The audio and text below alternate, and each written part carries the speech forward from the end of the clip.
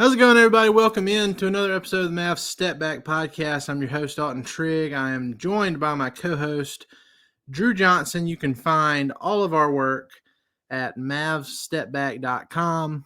We post the podcast there, early access, if you don't already subscribe on Apple Podcasts, Spotify, YouTube. It always gets posted first to our Substack. So be sure to go there and subscribe. Really helps us out. There's a free subscription. There's also a monthly subscription for bonus content, and we do some exclusive content periodically as well.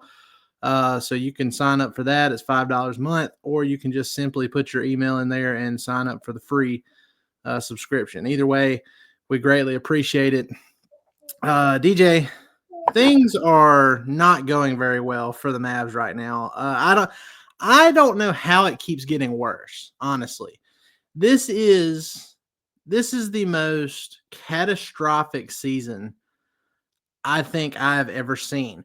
Maybe in all of pro sports, definitely in Mavs history. Like, I talked about it with you and a few other people. I think I posted about it on X the other day, but the closest feeling I've had to this amount of, Mavs fan despair was in 2006 and 2007, when I was a teenager.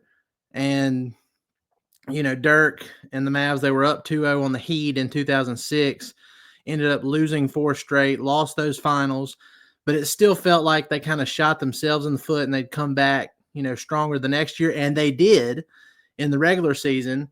Went 67-15 in the 2007 season, and then got beat by the 8-seeded Warriors in the first round.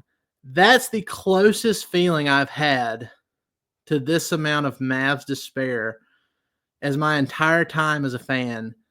And yet, the last 5 to 6 weeks, however long it's been since the trade, when the Mavs traded Luka to the Lakers, this is worse. This is way worse. And it keeps getting worse with all the injuries. AD getting injured in his first 2.5 quarters in his debut.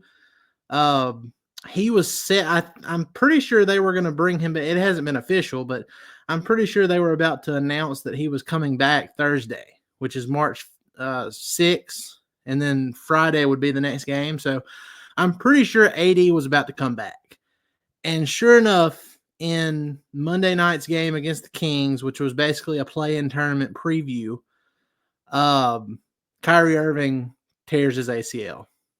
Awful. Like, unbelievable bad luck. I cannot believe that this is happening to this team, continuously. Like, there's no gap for fans to grieve properly and to compute everything that's happening, because it's one catastrophic thing after the other, and it just never stops. And like, at what point does it stop, DJ? Or do we just keep going on this roller coaster ride until it ends with, American Airlines Center burning to the ground? Like, where's the end point in this? I don't think things can get any worse. I will say that until we get to the offseason and Nico trades away that pick that's looking extremely valuable right now. I can't read that book to you, honey. I'm sorry. Hey, Zoe. my boss over here is telling me to do things that we just aren't able to do currently. Well, we're recording at a weird time, so it is what it is. Sleep right now, but so much for that. Anyway, no, I don't think in terms of just this regular season alone it can get any worse. But the issue is we've traded away our present and our future in both Luka Doncic and Quentin Grimes, which I saw a report that Quentin Grimes asked out as soon as Luka was traded, but I don't know how true that is. It's probably his agent. I could see his agent asking out. I don't know if Grimes specifically did, but it was pretty obvious the Mavs weren't going to be able to pay Grimes what he wanted. Right. Coming off. So I could see the agent kind of pushing for it at that point. Well, either way, what do we have in the cupboard now? Basically, the only thing we've got going for us now is Derek Lively. And the sad reality is, if we do trade that pick, and I foresee us trading that pick for Kevin Durant, trading it to Phoenix for Kevin Durant. Here's what you're left with. You're left with Kyrie Irving, who will be coming off of an ACL surgery, which those operations have gotten better than they used to be, but you're still not the same player. And unfortunately, Kyrie relies a lot on explosion. It's not just, like a Luka Doncic situation where he relies purely on skill and footwork. Kyrie Irving needs that explosion to be effective, and he's going to be lacking that after this injury, unfortunately. Then you got Anthony Davis, and I hate to be pessimistic, but Anthony Davis is a injury waiting to happen again. I think, and I was a little optimistic about Anthony Davis whenever we first got him because he had been healthy for a while, but then you see that injury happen, and it was a non-contact injury, and that really puts a damper on things. I tell you one thing, they were getting close to bringing him back. They need to shut him down for the rest of the season, and he needs to go ahead and have surgery on that abdominal strain issue that keeps coming up, because I've read a lot of stuff about it. That's the only way that's going to get completely better. Right. He's always going to have a high risk of re-aggravating that if he doesn't get it fixed surgically. So now's the best time to do it because the season's already shot. You're not going anywhere without a healthy Kyrie. Right. So they might as well shut him down. He can go ahead and have the surgery, and then, hopefully they all come back at some point next season. But Kyrie, man, it's devastating. Like, I get ACL is a lot less catastrophic than an Achilles injury. Mm-hmm. But still, you're looking at what, 8 to 9 months, and that's before you start ramping up. So I mean, really, you're looking at like 10 to 11 months before Kyrie is back. Like, we're talking about after New Year's when he's probably going to be back, and maybe he surprises all of us and comes back sooner. But man, it's just terrible. He's about to turn 33. He has a player option for this summer, which, I don't know what he's going to do there. I mean, you would think a guy having this kind of injury this close to the offseason would opt in and take that money and then, see what he can do next year. But he may go ahead and sign a longer-term deal, if the Mavs believe he can get back to, close to what he was before. So, I don't know. It's opened up a whole different, possibility, a box of possibilities for the Mavs this offseason. And I don't know, man. You mentioned that that pick is looking more valuable, and you think they're going to trade it for KD. There's this notion that 3 stars coming together on team, that it doesn't work in today's NBA with all the CBA rules that are in place now. I agree with that to an extent. I will say, if this injury hadn't happened with Kyrie, if there wasn't any uncertainty about his health going forward, a big 3 of Kyrie, KD, even KD at 36, and Anthony Davis is a lot better. I've seen people say, oh, they'll just be recreating the Brooklyn Nets with KG and Paul Pierce. No, I mean, that would be a much more potent trio, and it's definitely a better trio than KD, Devin Booker, and Bradley Beal in Phoenix. Yeah. That wasn't ever going to work. We saw that coming from a mile away. It's better than, in my opinion, Kyrie, Harden, and KD in Brooklyn, because I think having that defensive presence of AD, you can see how it could work, but will it be healthy? You have to go to the roster. So because KD makes $54 million next year, you're gutting your roster to get him. And then you're relying on the health of AD, who, like you said, has not had a good history with all that. Kyrie, who might not be back until after Christmas, or really more realistically, probably after New Year's next year. And then you have KD, who is fine. I mean, he seems to be fine, but he's 36 years old, so you never know. It's a depressing situation. I would hope they would keep the pick. Look, Kyrie might not even be. I don't know what the Mavs thinking is on this right now, like with Nico and the. I don't know how this changes things going forward, but I mean, there's a chance Kyrie that might have been his last game as a Maverick last night, which is sad. Like that, you just don't know which way. And I mean, knowing how much Nico Harrison has on the line by trading Luka, my guess is that he's going to double and triple down on this, and just hope for Kyrie to come back and be how he was, and probably go out there and get Kevin Durant. So we'll see how it is, but I mean, we're in a very weird situation here, and I kind of wish they would just pull the plug and completely start over at this point.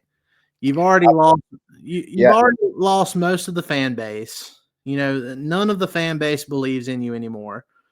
AD, you got 2 quarters out of him, and he got hurt. Even if he's healthy enough to come back right now, you don't want to risk injuring him further for a season that's pretty much already lost. And you could get multiple first-round picks for him if you should have done for Luka, right? But you can get multiple first-round picks for AD this summer if you try to turn around and retrade him. Honestly, if Kyrie opts in to his option, you could still probably get, a couple first-round picks for him from a team that, is looking to add him later down the line. So I don't know. I kind of hope I would like to see them pull the plug at this point and completely start over. And maybe for the first time in franchise history, they'll have some lottery luck. I feel like Adam Silver owes that to the Mavs, to us, to the fans at least. Like, this has been so bad, and the Mavs have never moved up in the lottery in their franchise history. I feel like we're owed this. So, maybe that pick can creep up into the top 3. Maybe it gets number 1, and the Mavs end up getting Cooper Flag. Well, that would be outstanding. So back, baby. Well, we wouldn't be back immediately, but we would have something to look forward to, because right now we have nothing. Yeah. Right now, you're like, if we stay to this course and we go and we add another aging superstar, whether it be Kevin Durant or somebody else, there's no way that trio that you have is going to make it to the NBA Finals, because they're not going to be healthy enough to do it. They're not going to be healthy come playoff time. And who's to say, even if they are healthy enough come playoff time, do they stay healthy through the playoffs? I don't know. I don't think so. No, I think we need to start investing in the future, because what happened with the Luka Doncic trade, that was an apocalyptic level event for the Dallas Mavericks franchise. And where we are right now is we are waiting for the, surgence of something or someone to make us relevant again. And if we trade away that pick, we trade away the possibility of that ever happening. We need to start investing in the future, because our quote unquote present is in the past now. It's not happening. What was that Star Wars reference you were telling me about? I'm sure we have a lot of listeners who are Star Wars fans. All right, I'm a huge Star Wars fan. It made sense to me. So the Jedi all get wiped out whenever Emperor Palpatine gives the order known as Order 66. And that was the apocalyptic level or the apocalyptic event for the Jedi, where all the clone troopers turned on their generals, which were the Jedi, and murdered them all in cold blood. So our order is Order 77. That's whenever we traded Luka Doncic, and that's whenever Nico essentially turned on the Mavs franchise and the Mavs fan base and murdered it in cold blood. So now we are kind of in the Obi-Wan Kenobi stage of sitting here on desolate Tatooine, waiting for Luke Skywalker to mature. But we got to draft Luke Skywalker first. And if we're not going to draft him. Actually, Cooper Flag might not fit the culture. Maybe he might. Yeah. Listen, I don't want to hear shit. I'm sorry. I don't want to hear shit about culture. We just signed freaking Kai Jones, okay? That's right. I don't want to hear. Hey, shout out to Kai Jones. First day on the job. Like, they literally announced that contract yesterday, like a couple hours before the game started. What does Kai Jones do?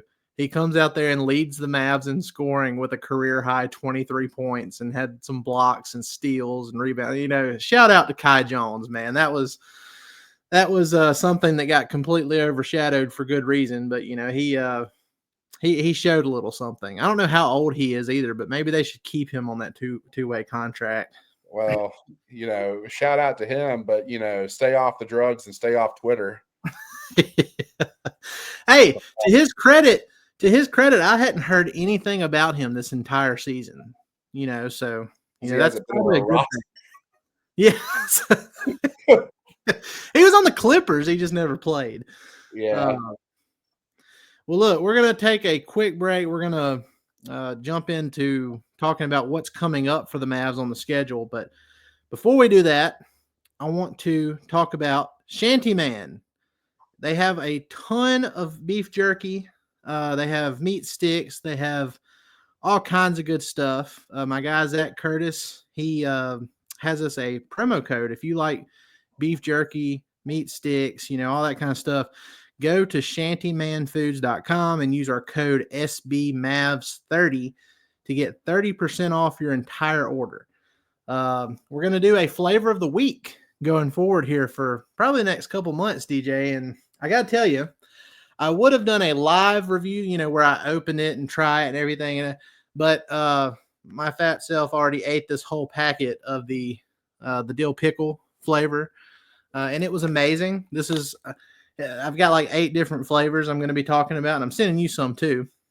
But dill pickle is by far my favorite. So I had to start with that. I've never had dill pickle jerky before. I went into it with an open mind though, and it was incredible. I loved it. So again, visit shantymanfoods.com and use our code SBMavs30 to get 30% off your entire order. I guarantee you will find something that you enjoy on that site. So, all right, DJ, back to Mavs, unfortunately. Looking at the standings, it's going to be really funny to just test the true suckiness of the Phoenix Suns for the end of this season. You know, how much of a level of suck can the Suns be at if they still can't catch the Mavs for that 10th seed in the play-in tournament after what has just happened with Kyrie tearing his ACL, and especially if AD doesn't come back? Because as things currently sit, the Mavs are 32-30. They are 3.5 games ahead of the Phoenix Suns, who the Phoenix Suns are 2-8 in their last 10 games. And they don't have any major injuries or anything. They're horrible. So, you know, we're going to see just what level of suck the Phoenix Suns can get to. As far as I'm concerned, it's diarrhea versus throw up at this point. Like it's who could be worse is really what we're looking at. And honestly, you know, for our draft pick's sake, I hope we are. Yeah. I hate to say that.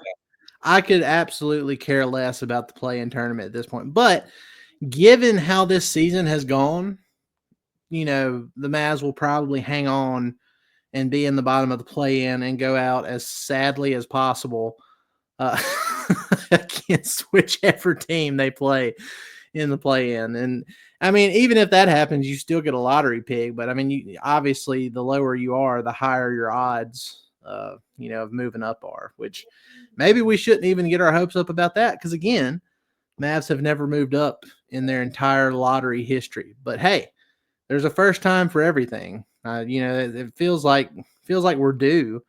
But you know, we'll see how it goes. We need it. We need it to happen this year. Like there's never been a better time. Watch the Mavs get the number 1 overall pick, and then they still end up trading it, like for Giannis or something. That would be crazy. I would be so angry. I love Giannis, but what a way to get him. if that happened. Oh man, or Anthony Edwards. Two guys that the Mavs were linked to, before the trade deadline. Apparently, I actually read where the Anthony Edwards thing was not true. That we did reach out to Minnesota, but it wasn't about the Luka trade. The only so they were just trying to pair Anthony Edwards with what? Were they trying to pair him with Luka? Anthony Edwards was not even in conversation. They were trying. It was unrelated to either of those guys. I don't know about that. That's the report I read. I feel like Minnesota's trying to save face and maybe not ruffle any feathers with Ant. If they're covering up. The way I see it, I think Nico probably did call these teams. I don't think he mentioned Luka, but I think he called these teams and asked, like, hey, would you think about trading Ant? Hey, would you think about trading Giannis? And then when the teams were just like, no, then he's like, oh, okay. And then he just went on about his way and didn't even mention the Luka stuff just to avoid, potential conflict if anything leaked. It's just so hard for me to believe that he only targeted Anthony Davis, but maybe he did. Maybe he thinks highly of him. Crazy. But if he did, that's insane. Yeah. So, well, we'll see how it goes. But the Mavs, they're not trending in the right direction. They're playing 500 basketball over their last 10 games. That is going to get worse now because we were already talking about how I don't want to say we predicted an ACL tear, but we knew the Mavs were going to get close to running Kyrie in the ground because they don't have enough ball handling. They didn't address it at the trade deadline. Quentin Grimes, who could handle it a little bit, you traded him for a guy and Caleb Martin, who still hasn't suited up for the Mavs. Kyrie's been playing 40 minutes a night.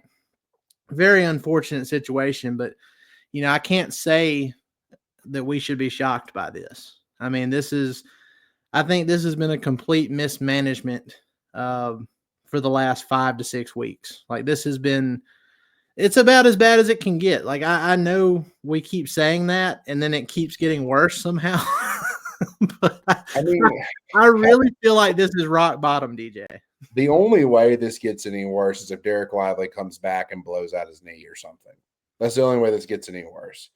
Because I guess Clay could get injured, or Anthony Davis. I guess Anthony Davis could come back and because he's on the books through 2028. So oh God, so if he comes back, I think the smart money is on shutting down. Just because even if you're not getting Kyrie back this year, you bring back Anthony Davis and you bring back the rest of that three-headed monster down low with Derek Lively and Daniel Gafford. Okay, great, but you have no perimeter play. And as important as post players are, guards win you games.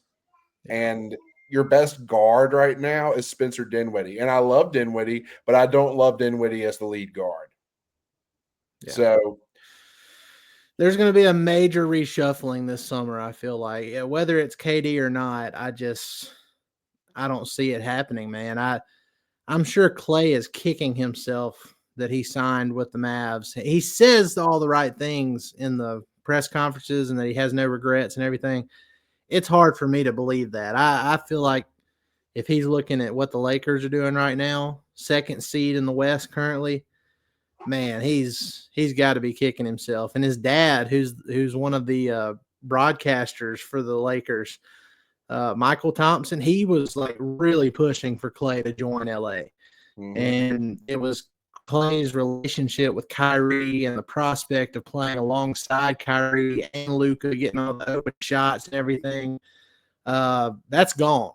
I mean, that's out the window. You had Jason Kidd calling Clay out for, his lack of defense in that Milwaukee Bucks game, which was really weird to me. So I don't know. I don't think Clay's on this roster next year. I think there's a chance for a potential major reshuffling, and I hope it's not gutting the depth and the remaining draft capital we have for Kevin Durant, because that seems awful, DJ. It would be a very poor decision, but it would be a Nico Harrison-esque decision. I mean, just based off what we've seen. Even if you win a title, and I mean, winning a You title, won't. but I'm just saying, like, best case scenario, even if they win a title after doing that, you are completely screwed for the next decade. Mhm. like I hope it was worth it. So I don't know. But like you said, the chances are that's out the window. I think it's time to completely rebuild. And I hate that because we know what it's like to go through a rebuild and we know what it's like to be in purgatory, which is basically what the end of 2011 through the time where the Mavs drafted Luka. That's pretty much what that was. Mhm. Middle of the pack. You weren't bad, but you weren't that good either. I don't want that. I would rather be awful for these next couple years and use these picks that we still have control of before it gets to 2020. What is it? 2027, 28, 29, and then the pick swaps after that or whatever. The Mavs actually control their picks these next couple of years. They need to take advantage of it while they can because the rest of the decade is not looking great. Especially in this draft. This Yeah. draft, I know there have been reports that say, oh, after top 3 picks, it kind of falls off. They say that in every freaking draft. Yeah. All right. This draft is much deeper than anything we've had probably in the past 5 years. We need to invest in it. I agree. Well, guys, we appreciate y'all coming in and listening to us ramble a little bit. I'm sorry that we're all having to go through this. I feel for all of you. I don't feel like any of us deserve this, but it is what it is. We push forward and we hope for the best for the Mavs, and we'll see how it goes. I'd be lying if I said I'm interested in anything actually basketball related on the court for the rest of this season, but I will be paying attention, and I'm sure we'll be back on here talking about something else that was weird that happened, even though I don't think it can get any worse. So, guys, appreciate it. Y'all have a great rest of your day. Have a great rest of your week. We'll see you next time. Thanks, guys.